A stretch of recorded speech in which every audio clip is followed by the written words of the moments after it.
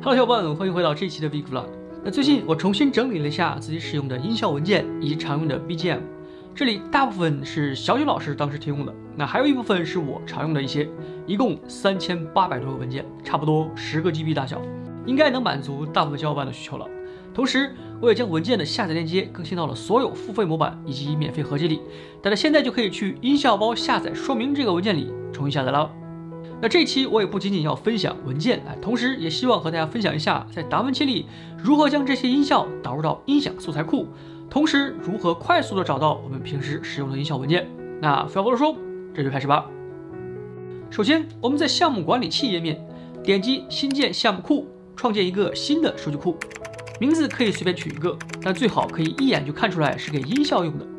完成以后，我们在本地选择好一个项目目录，点击创建。那这个项目库我们不用创建任何项目，创建它的目的是为了将音效和我们平时正在制作的项目相隔离，方便日后的维护和管理。比如我们不需要这条音效了，就可以直接移出项目库，非常的安全。那接下来我们双击这个临时项目，进入达芬奇，选择剪辑选项卡，然后在左上角点击音响素材库，接着点击这个图标，选择刚刚创建的项目库，接着点击右上角的这3个点点的图标，添加素材库。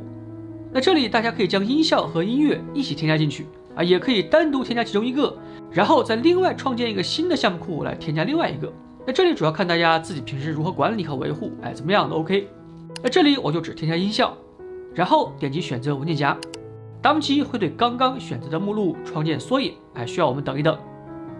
OK， 完成以后，我们的音效文件就添加完成了，接下来就可以在任意的项目中去使用了。比如我们转到右下角，打开项目管理器，回到正在剪辑的项目中，然后同样的，在剪辑页面里打开音响素材库，这样就可以在搜索栏里输入我们需要的音效了。比如输入 pop， 就会检索出所有的气泡的音效。在这里也可以输入中文进行检索。那小伙伴应该也发现了，达芬奇的这个素材库并不会直接把所有的音效分类列出来，必须知道音效的名字，才可以找到需要的音效。并且呢，你也无法再对它做分类规整，是不是超级反人类？所以我们只能通过一些变通的方法来让这个功能更好用。首先，我们点击左上角的媒体池，再点击右上角这3个点点的图标，选择显示共享媒体夹。那我之前也分享过，共享媒体夹最大的好处就是可以临时保存一些合成和素材片段，同时可以跨项目使用。所以我们在这里右键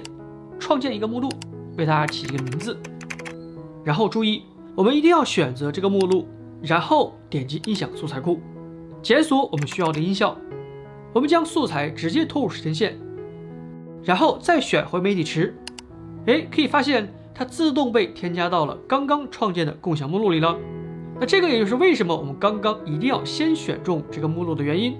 OK， 那么后面的事儿就好办了。我们回到音响素材库，检索添加其他我们需要的音效，直接拖入时间线即可。完成以后，我们回到媒体池，可以看到音效都被添加进来了。那此时我们也可以在共享媒体夹里右键创建子目录，然后将对应类型的素材都放入子分类下，这样在以后的剪辑中可以更加快速的找到对应的音效，会更加方便一些。那音响素材库我平时大概就是这么用的。如果你有更好的方法在达芬奇中使用音效文件的话，可以分享出来，我们共同学习一下。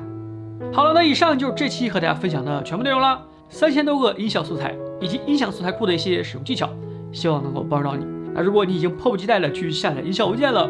不要忘了长点赞、关注和订阅我的频道。今天搜刮模板支持一下频道的发展。那我们下期再见喽 ，peace。